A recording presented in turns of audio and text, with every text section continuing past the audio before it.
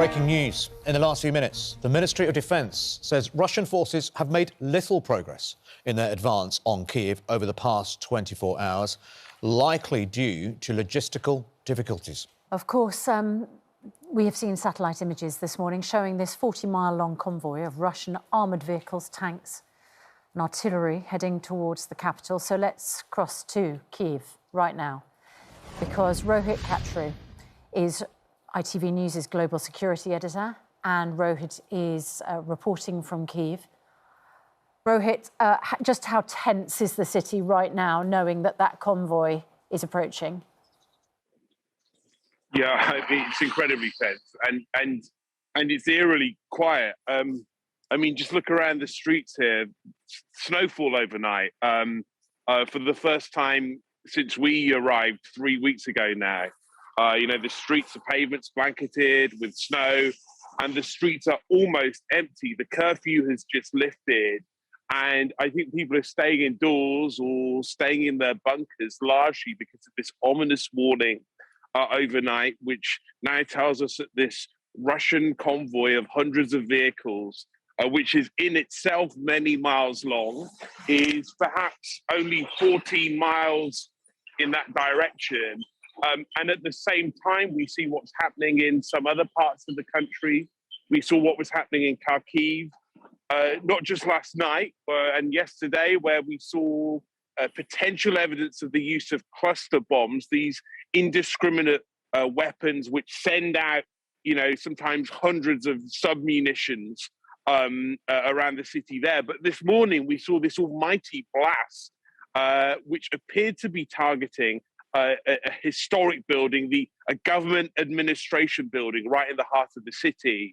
And so I think for many people here in Kyiv, it really sends a message that, you know, the Russian side is not backing down, despite all these reports that they have lost momentum, despite reports that morale is low.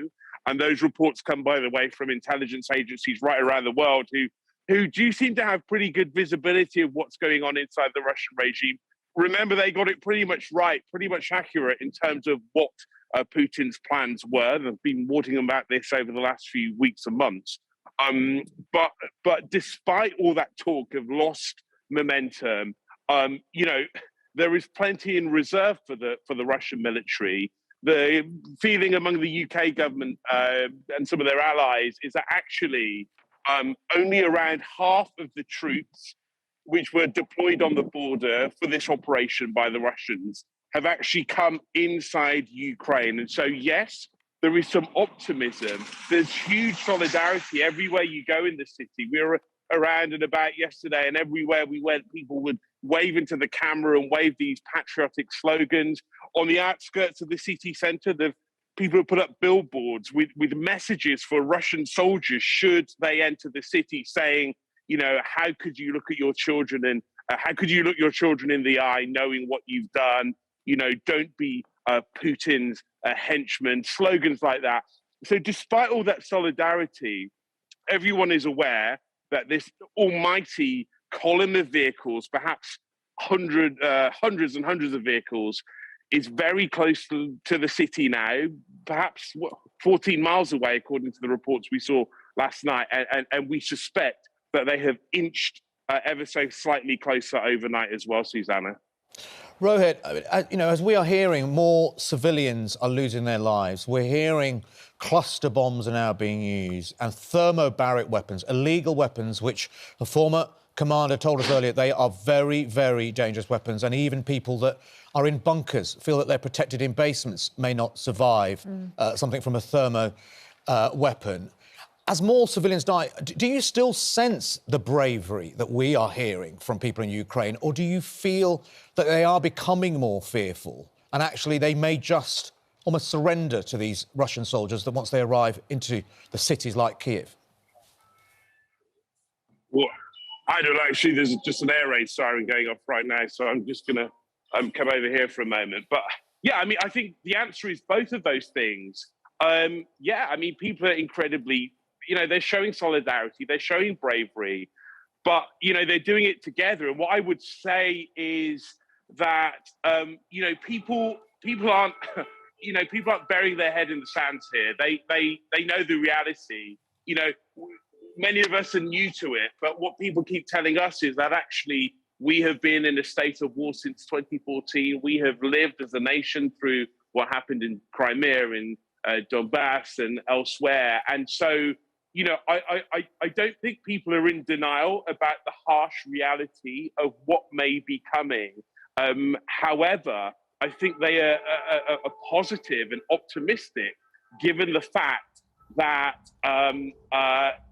that the prediction said that this would be a walkover for Russia, that once Russian troops entered this country, they would perhaps take Kyiv, the capital, the city where we are, within a couple of days. Well, that hasn't happened. There is no major Ukrainian city which has fallen to Russian forces yet. And so that gives people a great deal of optimism. But yeah, of course, people look at these satellite images, as do we, frankly, and it's terrifying to see. Rohit, we can hear that siren here right now. Are you safe? Do you feel safe where you are? What are you supposed to do now you hear those sirens? Well,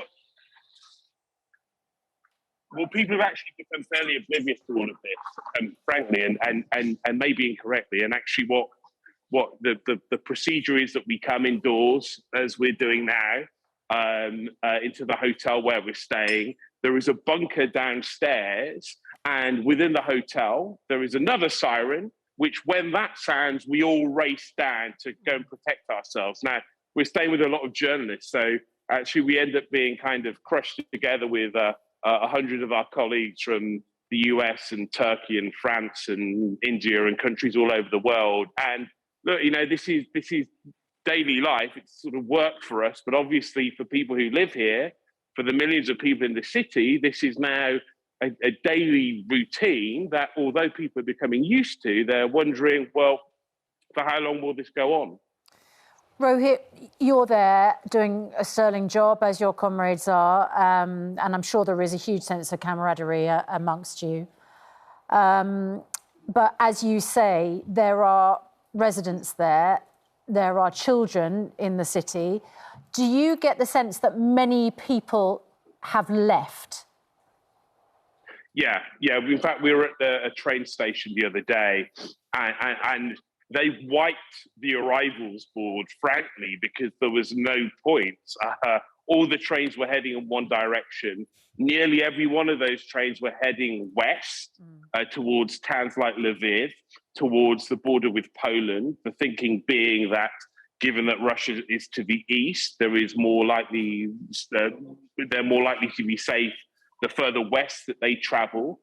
So yeah, a lot of people are leaving. But you know what's so interesting here, and it's an interesting contrast with how we might imagine this would play out in other countries, is this immense, kind of almost sense of calm. There is no panic. We were in a supermarket yesterday morning, and it's fascinating how much produce there is in there. There's been no sign of panic buying, for example. That's not something that we're seeing happening. Yes, there are long queues outside supermarkets, long queues outside ATMs, outside cash points, and we've seen much of that.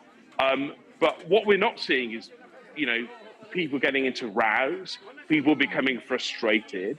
There is this interesting, fascinating sense of calm solidarity, which appears to be almost universal through everyone we can see. The city is still, even though it's quiet on the street, I sense that most people appear to have remained.